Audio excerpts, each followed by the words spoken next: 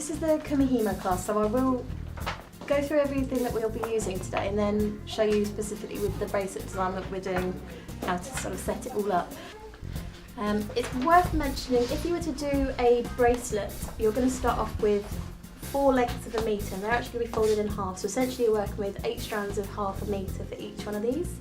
So first thing we need to do, we're going to tie your strands together. So if you can bring all the strands of 1 metre together, so you get the full metre, and you're actually going to fold that in half with all of those strands. So you're looping it over and creating an 8 strand set.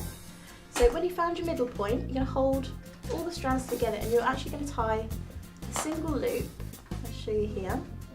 So it's an overhand knot, bringing all those cords through at the same point. So you're left with a little tiny loop at the end, like that. And this little loop is going to be quite useful for us later on, because what we're going to do is hang a weight to it. So it's going to keep your tension all the same all the way through your bracelet. You always work with the board obviously facing you so you can see all the numbers. So you're going to bring your strands up underneath the board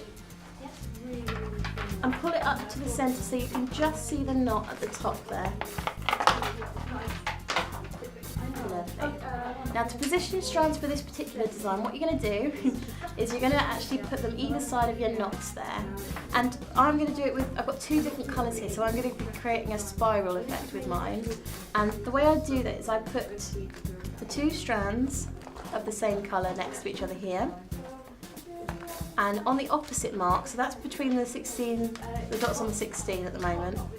The dots next to the 32, opposite the 16, is where I'm going to put my next 2 coloured strands. And then you follow that and do around the 8, so on the dot on the 8 and the dot on the 24. Now if you've got a mix of colours, it's still going to come out really, really nice. It's just going to be more of a sort of interwoven mixed coloured piece. And that knot should just really just be resting just in the centre of that. So because you need to rely on the weight here to drag down your design as you're working on it, you need to keep it off the table, so never let it sort of rest. The pattern is always the same with this, so once you've got it and you feel that you're ready to continue at your own pace, feel free to run off with this, because it's a nice repetitive technique. It's very therapeutic to do, so you'll be fine. So bottom left strand, so that's going to be, as you're looking at the Kumihimo disc, the bottom one next to the 16 on the left hand side. You've got that one, take it out. That's it, and bring it to the top left. So that's in between the 30 and the 31. Top left, that's it. Okay, so you should have 3 sitting next to each other. If I have it that's how you should be looking at it. Now when you've got 3 together, you know you need to move one of them, because you should always have 2, 2, 2 and 2. So you take the top right this time and move it down to the bottom right.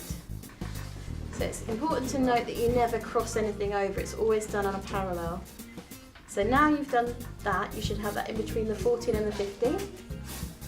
And we can actually start turning the board now. So we've done the first pattern, and we turn 90 degrees clockwise, which gives you your Kumihimo writing on the left hand side of the disc. Now we're going to take the bottom left strand again, pull that out and bring it to the top left. Lovely. 3 together at the top, so you now need to move one of them, bring it down to the bottom right. So that's top right to bottom right. Good stuff. And now rotate again, so your Kumihimo writing is upside down now. So next one is the bottom left again, up to top left. Top right to bottom right. So you never really go back to where the dots are? No, you sort of ignore the dots, and I actually ignore the numbers personally, because for this technique it's much easier just to look at your strands and work your way from there. So I'm going to note now that if you look at how the strands are lying, you've just brought one up and one down. Can you see they're lying over the top? Those ones are the ones you've just done. So if you can see your strands that are on the top, you know you need to rotate because you've already done them. So it really helps when you're trying to work out where you are. If you're doing it really speedily and you get lost and you sort of think, oh, I don't know which one to go with, just literally look for the ones that are resting on the top and you should be able to work out where you are. Alright, so if you rotate again, your Kumihimo writing is now on the right hand side, and you can continue bottom left, top right, bottom right. And I tend to think of it as if I'm drawing a little rectangle, so it's always following a sort of pattern going around. Start getting to the point where you can't physically bring any more corner, and that's when you can stop. So what you'll find, you've got your full length of the Kumihimo that you've created here. You're going to be binding off both sides, and then we'll put the clasps on after that. So I'm going to take the bottom left and the top right this time together and actually just do a single knot on top of all of that. Rotate it round once and do the same again. So bottom left, different colour, top right, and just single knot again. And that's enough just to stop it undoing itself when we take it off of the board. So we're going to take underneath where you've just knotted all of these little segments off here, I'd say about 1 centimetre to 2 centimetres underneath it, and just tie your monofilament around that. So In half. in half would be best, so you've got equal length on both sides when you're continuing to bind. Next thing to do is to take the end that you've bound here, and this can be quite tricky to do, especially if you've done a really tight little looping round, is you want to actually force the head pin through the braid, and this is going to go underneath the monofilament. So it needs to be under the monofilament because we want this to be trapped really securely and anchored onto the bottom of the bracelet. Okay, what we need to do is this needs to be really secure onto this long piece. So this short piece is going to wrap around this long piece. You can use whichever pliers you want to as well. You can force it around with the other ply, you can bring 2 pliers in as well. You're creating that sort of wrap loop effect with your pliers.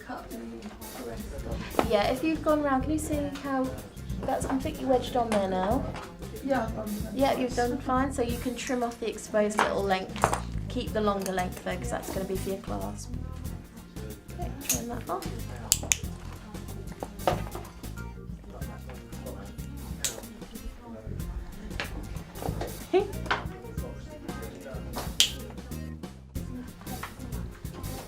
Just give that another stretch. I'm always conscious that it's going to get smaller the more you're handling it as well, so just make sure you've got all the stretch out of it, because at this point when we do the other side you don't want it to be too big, because otherwise it's a bit of a pain if you sort of rebind it and everything again.